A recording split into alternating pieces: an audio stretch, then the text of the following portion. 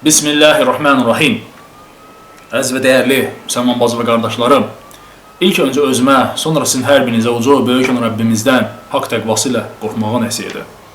Həqiqətən də Allah Subhanahu wa Taala mübarək kitabında buyurur ki, sizin ən hörmətliniz Allahın dərgahında Allahdan ən çox qorxanınızdır.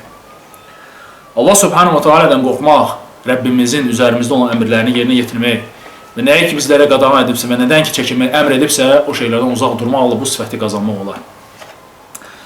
Və günümüzdə ən çox verilən suallardan, vallahi deyərdim ki, olduqca çox verilən suallardan biri də qüsul barəsindədir. Yəni, qüsulun necə alınması.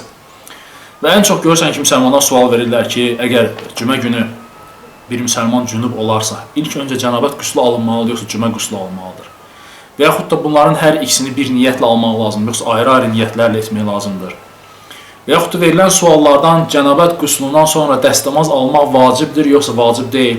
Və yaxud da cümə, bayram namazlarında olan qüsullardan sonra dəstəmaz alınır, yoxsa alınmır. Və həmçinin də verilən suallardan biri də budur ki, cümə gününün qüslunun hökmü nədir? Bu barədə suallar olduqca çoxdur.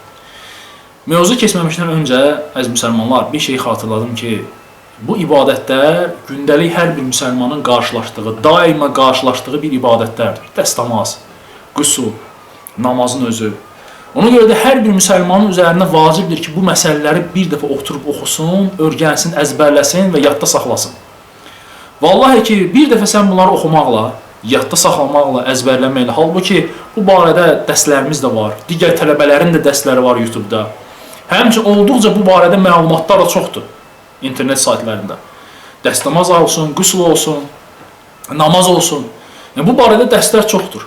Sadəcə müsəlmanların tənbəlliyi, müsəlmanların laqeyd yanaşmaları bu məsələləri görürsən ki, eyni qardaş hər dəfə, hər ay, hər bir neçə aydan bir gəlir sənə eyni sualı verir. Qardaş, cənabət qüsulu ilə kamil qüsul necə alınır? Mən bunları qatışdırıram. Və yaxud da namazın rükunları, namazın vacibləri, namazın sünnətləri olsun. Mən namazın sünnətləri hansı hərəkəti buraxanda və yaxud da hansı bir sözü deməyəndə səhv səcdəsi etməliyəm, yoxsa bir rükət əlavə qılmalıyam. Vallahi ki, bircə dəfə sənin qələm, kağız götürüb, oturub bunları bir dəfə qeydə alıb, əzbərləyib yadda saxlamağın kifayətdir ki, bundan sonra sən daha bu haqda sual verməyəcəksən. Artıq bu məsələlər sənə bəlli olacaq. Ona görə də öyrənməmək, yadda saxlamamaq, laqeyd yanaşmamaq, tənbəllik ilə bu məsələlərə yanaşmaq elə edir ki, sən hər dəfə bu eyni sual verirsən qardaşlara, tələbələrə. Və inşallah Allah Subhanahu taala izni ilə ümid edirəm ki, Allah Subhanahu taala bu dərsimizi, yəni qüsul barəsində məlumat toplamışam və bu dərsimizi İslam ümməti üçün, Muhammed ümməti üçün xeyirli, faydalı və bərəkətli dərslərdən etsin. Və hər bir müsəlmana da bu dərsi dinləyən hər bir qardaşıma da, bacıma da nəsihətim odur ki, kağız, qələm götür və qeydiyyat apar. Bir dəfə əzbərlə, yadda saxla ki, ondan sonra daha bu haqda səndə şübhə və suallar oyanmasın. Birinci verilən suallardan budur ki, əgər bir müsəlman cümə günü cünub olarsa, yəni boynuna qüsul düşərsə, bu zaman ilk öncə cənabət qüsulu alınır, yoxsa cümə qüsulu alınır? Ümmətin alimləri, fəqihləri söyləyirlər ki, əgər bir müsəlman cümə günü cünub olarsa, cənabət qüsulu boynuna düşərsə, bu zaman ilk öncə cənabət qüsulu alınır. Çünki sənin ibadət etməyin üçün o hədəs halından, o cünub halından çıxmağın üçün, təmizlənmək üçün, mütləq ibadət etməyin üçün mütləqdir ki, sən qüsl almalısan. Qüsl alından sonra ibadətləri edə bilərsən. Ona görə cənabət qüslu, əgər cümə gününə eyni vaxtı düşərsə, sənin üzərindədir ki, birinci cənabət qüslu alasan. Və verilən suallardan ikincisi də budur ki, əgər cümə günü bir müsəlman cünub olursa, bir niyyətlə hər iki qüslu almaq olar, yoxsa ayrı-ayrı niyyətlər olmalıdır. Bildiyim qədər bu məsələdə ixtilaf vardır. Bəzi alimlər söyləyiblər ki, ayrı-ayrı qüsullar da deyənə hərəsinə ayrı-ayrı niyyət olunmalıdır. Digər fəqihlərə görə isə söyləyiblər ki, bir niyyətlə hər iki qüslu almaq olar. Lakin Allah aləm, Allah daha doğrusunu bilir.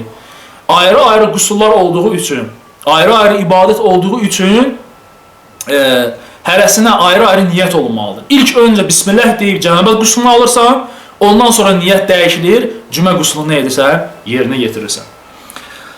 Həmçinin dəyərli müsəlmanlar, qüsulla bağlı olan verilən suallardan biri də budur ki, cənabət qüslundan sonra dəstəmaz almaq vacibdir, yoxsa yox? Şeyx Hüseymin rahimehullaha, həmçinin digər fəqihlərə bu barədə sual verilmişdi, ümmətin alimlərinə. Onlar söyləyirlər ki, cənabət quslundan sonra dəstəmaz almaq lazım deyil. Cənabət quslundan sonra dəstəmaz almaq lazım deyil.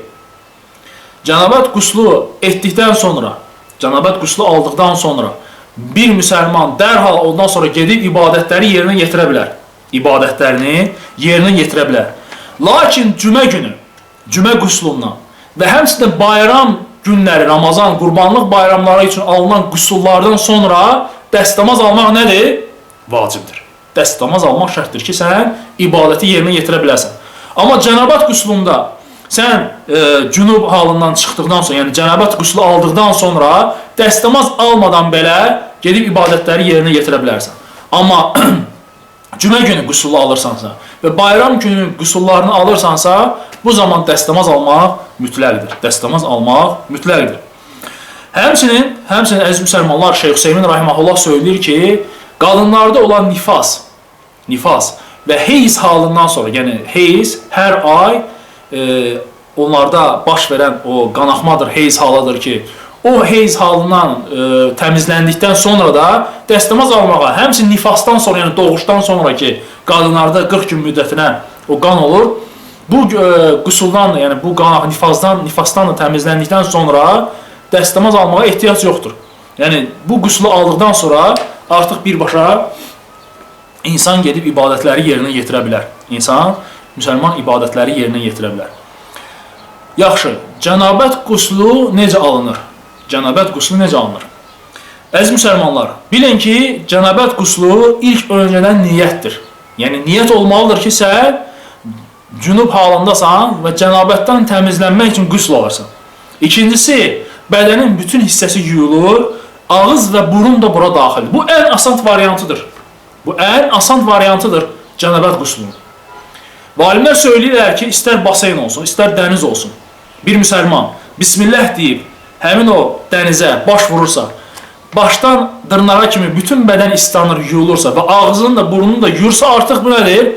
Cənabət quslunun yerinə yetirilməsidir. Və bundan sonra müsəlman gedib ibadətlərini yerinə yetirə bilər. Bu cənabət qusludur. Necə ki, bu barədə Şeyx Hüseymin rahimehullaha da sual verirlər və Şeyx Hüseymin rahimehullah deyir ki, qüsul iki növdür.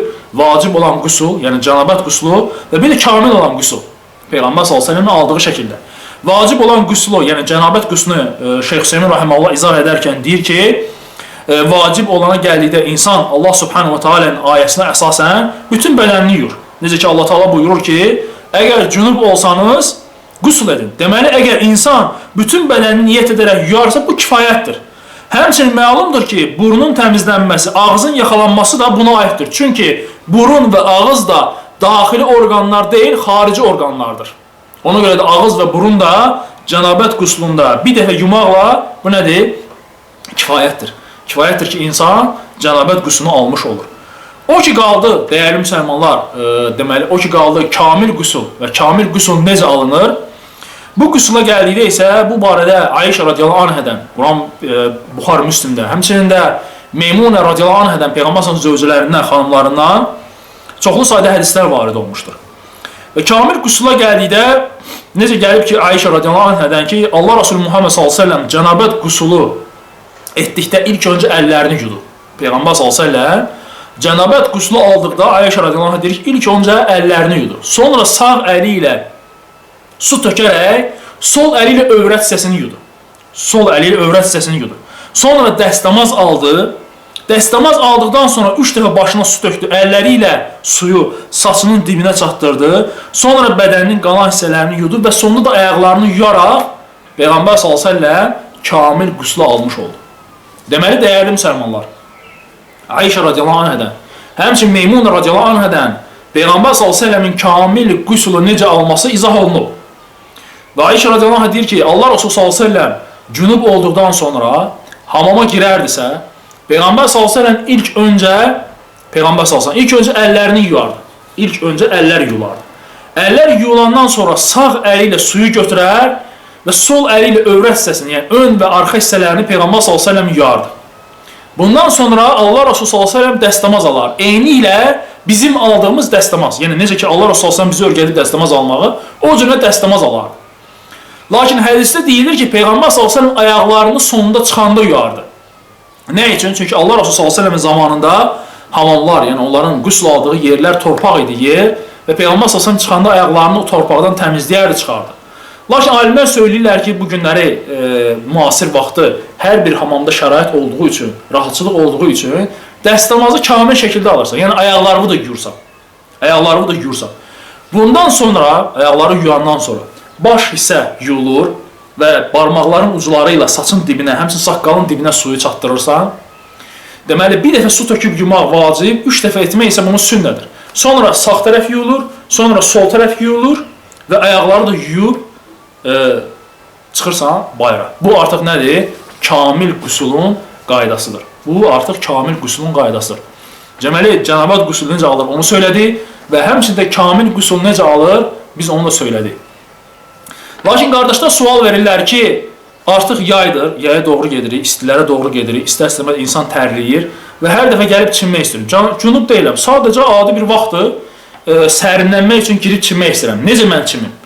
Ən gözəli Allah Resulü Muhammed s.ə.v-in kamil qüslu aldığı kimi almaqdır. Peyğəmbər s.ə.v kamil qüslu necə alıbsa o cürədə girib çinməkdir. Həm Peyğəmbər s.ə.v-in sünnətinə əməl etmiş olursan, həm də savab qazanmış olursan bununla. O ki qaldı dəyərli müsəlmanlar, cümə günün qüsulu, bayram günün qüsulları. Yəni bu adlar sizi çaşdırmasın. Eyni də kamil qüsuldur. Sadəcə niyyət cümə qüsulunu almaq olur. Sadəcə niyyət Ramazan bayramına görə alınır. Qurban bayramına görə alınır o qüsul. Amma qüsulun forması iki cürdür. Vacib olan qüsul, yəni cənabət qüsulu və bir də kamil olan qüsul hansı ki, izah etdiyimiz kimi Peyğəmbər s.ə.v-in aldığı qüsul. Sadəcə niyyət orada ya cümədir, ya bayram günləri, bayram namazları üçün alınan qüsullardır. O ki qaldı dəyərli müsəlmanlar cümə qüsulun hökmünə, bu barədə əhl-i alimləri arasında, fəqihlər arasında ixtilaf var. Bəzi alimlər hədisə əsaslanaraq Allah Resulü s.ə.v-in ki, hər bir həddi buluğa çatmış, yəni hər bir həddi buluğa çatmış insana, müsəlmana cümə günü qüsul almaq vacibdir. Bu hədisə əsaslanaraq söyləyiblər ki, Abu Hureyra radiyallahu anhudur, İmam Məlikdir, İmam Əhməd, Həsən Basri rahimehullah ki, cümə günü qüsul almaq vacibdir. Lakin daha doğru bu məsələdə, daha doğru rəy odur ki, cümə gününün qüsulu vitr namazı kimi sünnə müəkkədə, yəni təkid olunmuş sünnətdir. Necə ki, İbn Abbas radiyallahu anhudan cümə gününün qüsulu barəsində soruşurlar, hökm barəsində deyir ki, sünnədir.